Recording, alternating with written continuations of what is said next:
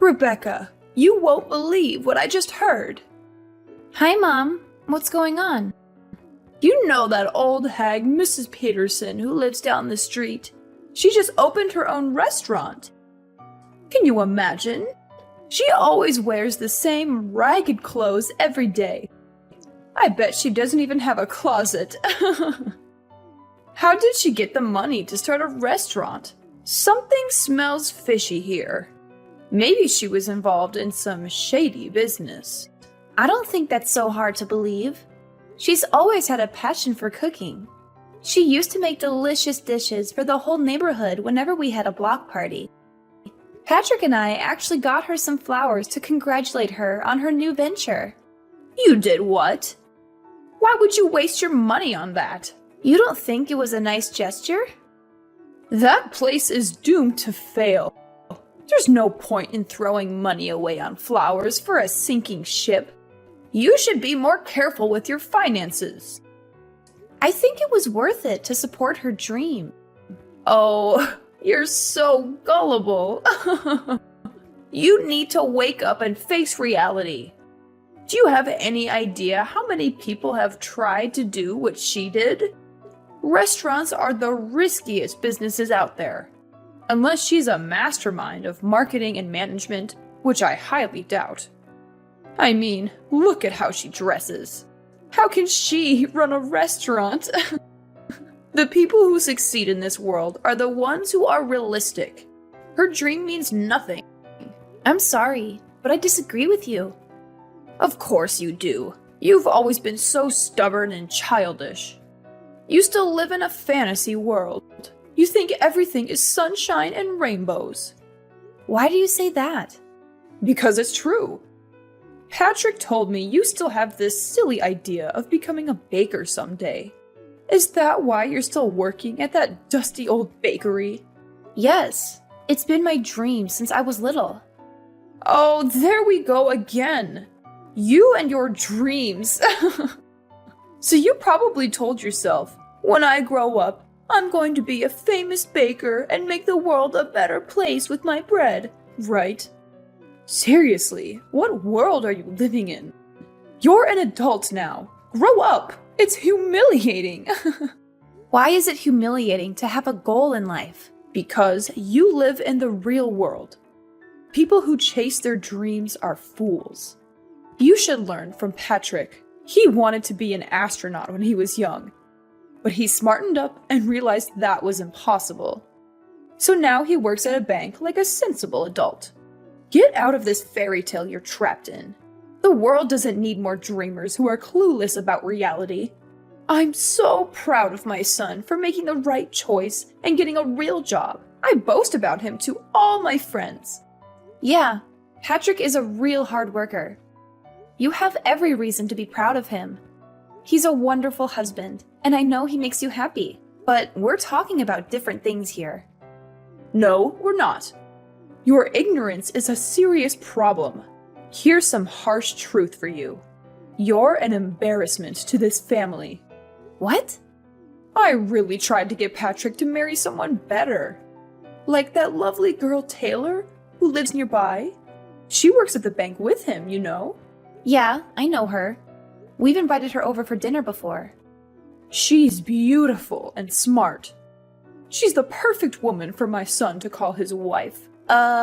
You agreed to our marriage, didn't you? You've never mentioned anything like this to either of us before. I had no choice. Patrick made me promise not to say anything about it to you. You two reconnected at your class reunion, right? I thought for sure your relationship would die out in a few months. So you gave us your blessing because you thought it was going to end soon? Of course I did. Do you even know how high the divorce rates are in this country? I figured I'd let Patrick have his fun with his little old flame. I assumed he'd get tired of you soon and dump you. I can't believe this. Do you realize how awful what you're saying is? I'm just being honest. I'm telling you for your own good. You better find someone else before your marriage falls apart. I mean, you're too busy making bread or whatever, so I doubt you'll ever find someone as amazing as Patrick. Sorry, I'm going to have to end this call now. I have to go to work. Sure. Have fun working at that musty old bakery. Watch out for the flour. It might get in your eyes. Rebecca, are you okay? Madeline just texted me and said you had a horrible accident. Sorry, Patrick. You're still at work, right? I feel awful for bothering you with this while you're busy. Don't worry about me. I'm packing up right now. How are you doing? I'm fine. Nothing major, but But what? What happened? I have a huge slash on my face. You do? That sounds awful. Yeah, it took 15 stitches to close it. The doctor said it might not heal completely. I'm going to look like a pirate when it heals. I'm glad you're still able to joke about it, but you're not in any trouble, right? You don't have any broken bones or anything? No, I'll be okay. The doctor said I was fortunate. Okay. I was so worried when I got the message. I'll probably get to the hospital in about 2 hours. I hope I can make it before the visiting hours are over. Thank you. I really want to hug you. Oh, and my mom's coming with me. She said she wants to see how you're doing too and visit you. Really? She said that?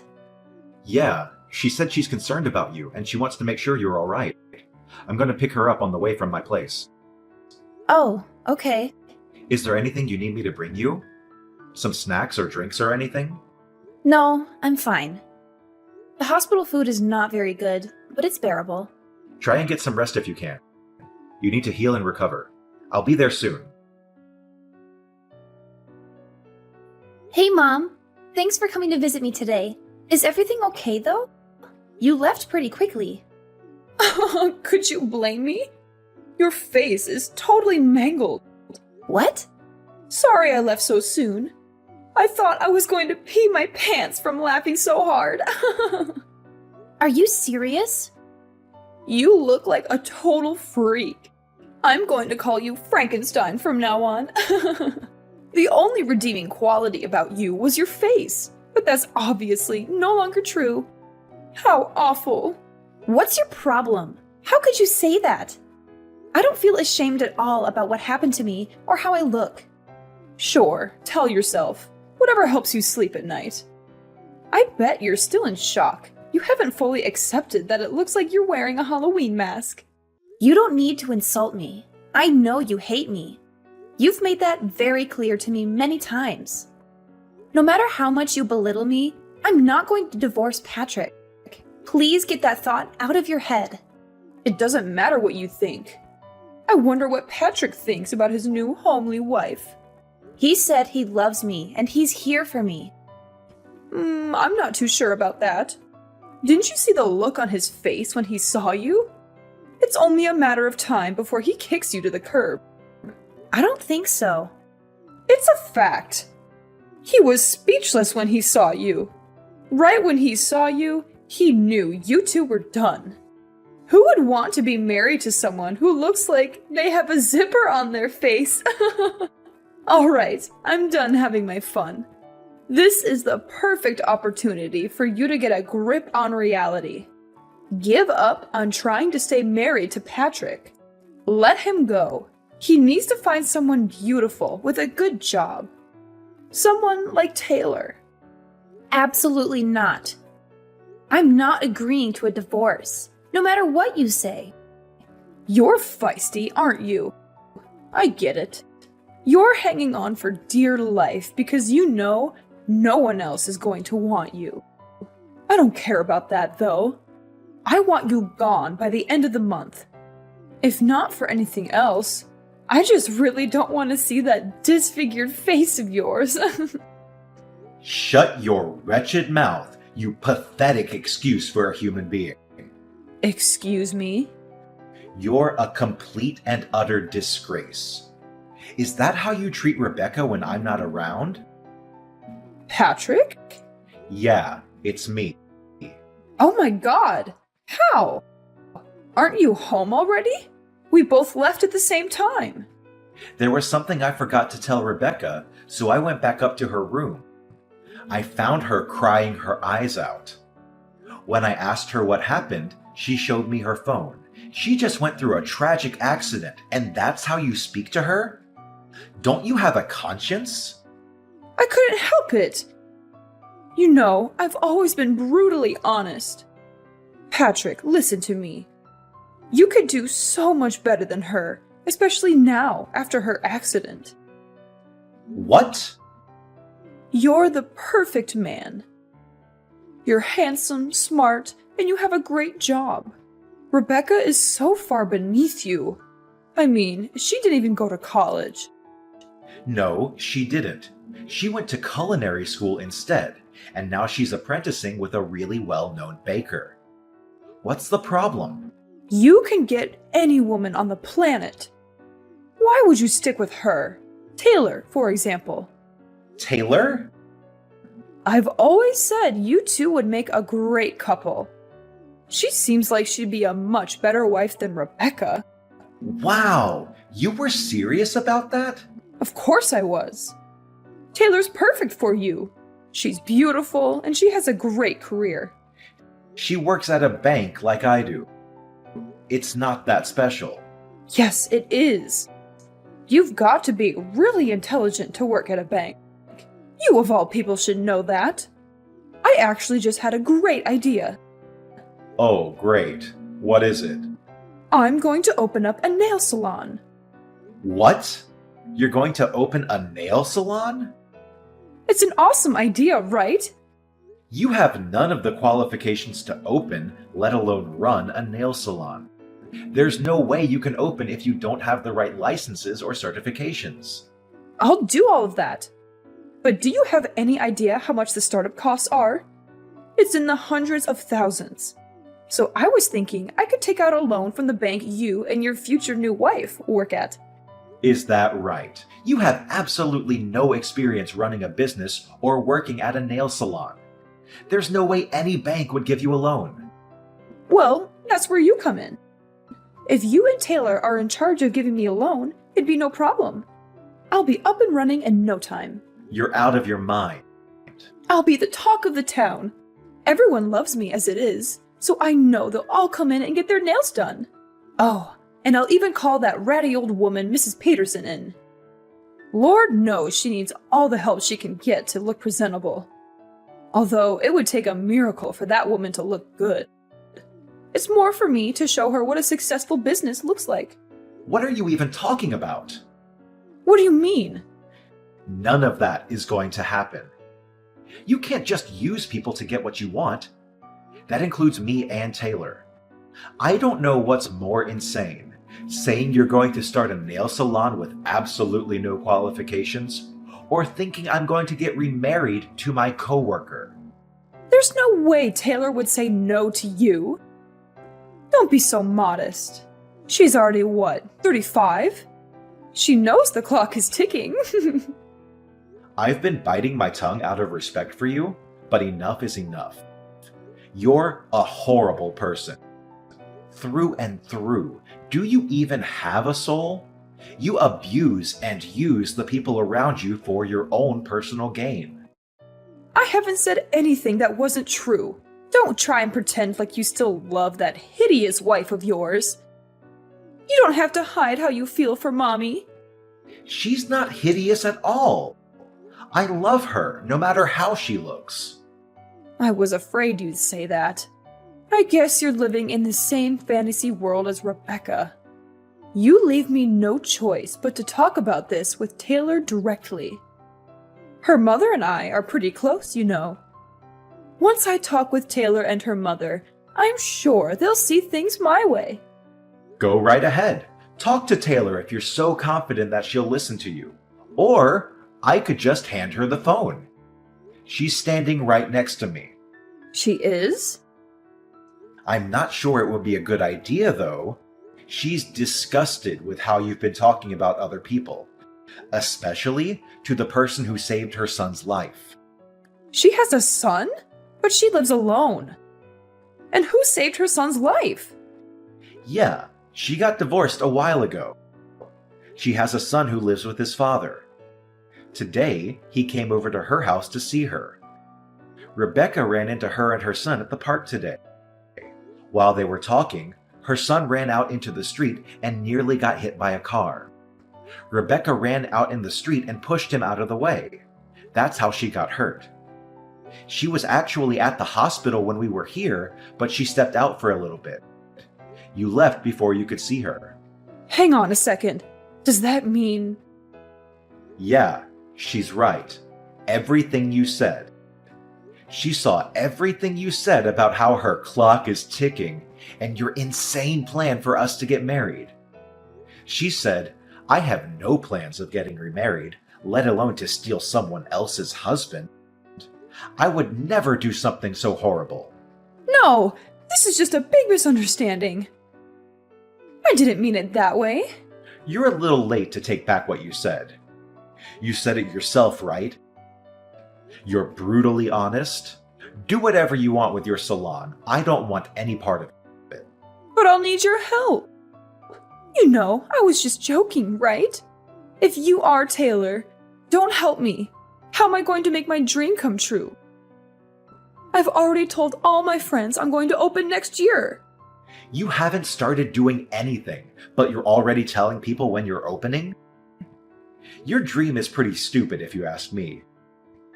Do whatever you have to make it true. Don't rely on other people to make it come true for you.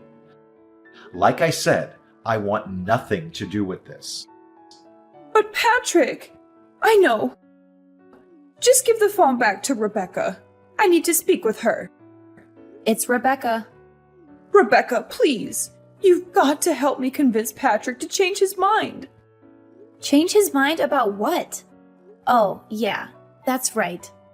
You mean change his mind about divorcing me so he can marry Taylor and they can both give you a sketchy loan so that you can open a nail salon? Did I get that right? Yes, please. He's not listening to me. You have a dream too, don't you? You should know more than anyone how important it is to make your dreams come true. If you really believe that, you'll help me get Patrick to give me the money I need. That's right. I do have a dream. A dream that you called stupid and a waste of time. I very clearly remember you saying people who chase their dreams are idiots. So what does that make you? I was just, You're the biggest hypocrite I've ever met. You insult me and call me stupid for having a dream. Then you whine and complain when you can't manipulate people to make yours work. Not to mention, you only want this salon for the popularity and to rub it in Mrs. Peterson's face. You have no idea what you're talking about. Sure, you may think my face is hideous, but you're hideous on the inside, and that's much worse. I'm not embarrassed about the way I look at all. I'm a strong, confident person. I'm not going to let this bring me down. The only thing I've ever been embarrassed about is having a mother-in-law that is spiteful and looks down on others. I'm so thankful that Patrick has decided to cut all ties with you. I don't need a soulless person like you in my life. What do you mean by cut ties? He wouldn't really do that, would he? Why don't we all take a deep breath and talk about this once we've calmed down? It's late. I'm sure you're exhausted from your horrific accident. Let's wait a few days, and then we can all sit down and talk it out like a family. I'll tell you all about my plans for my salon. Hang on a sec. Didn't you say you hated people who go on and on about their dreams? I couldn't care less about your empty dream. Maybe you should get a grip with reality. You're not a child anymore. And you haven't been for a very long time.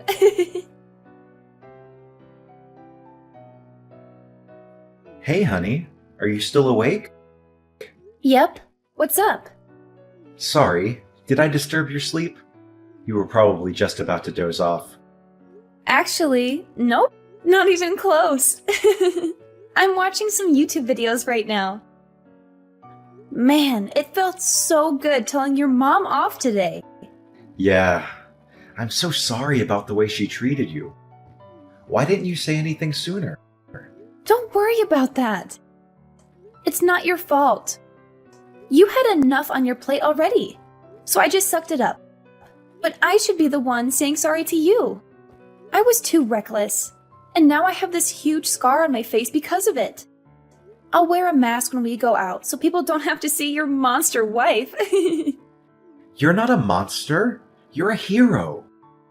You saved a kid's life. If anything, I'm more impressed by you than ever before. Aw, well, thank you. I love you too. I wish I could have given my mom a piece of my mind face to face. I just drove to her house to yell at her, but ended up just sitting in my car and then turning back. Why? What happened?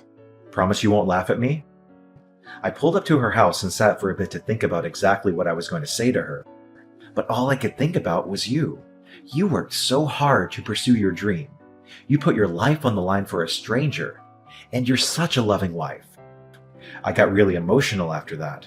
I didn't have the courage to go and confront her. Really? You got emotional? You didn't even cry on our wedding day. I know. I just realized how blessed I am to have you as my wife, which makes me hate my mother even more for the way she treated you. It's fine. I'm a strong woman. I can take it.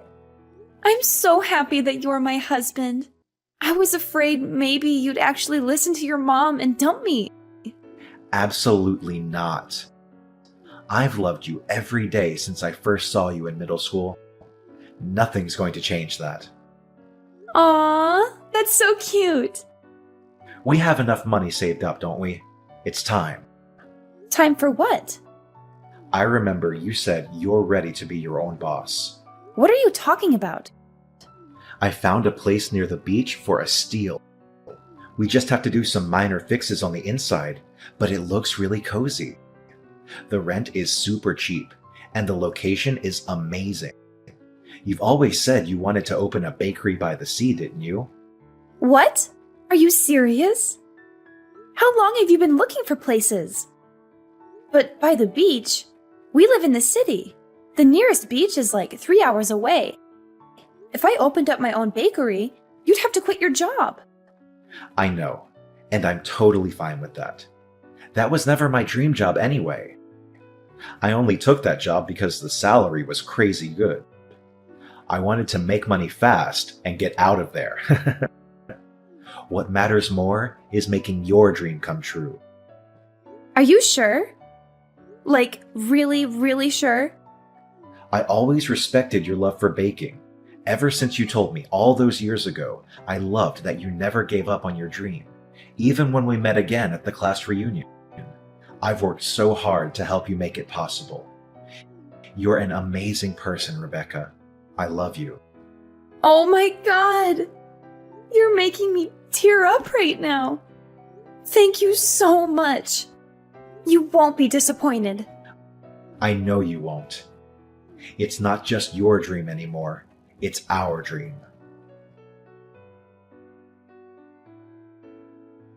A few months later, Patrick and I moved into our new house near the ocean so I could open my own bakery.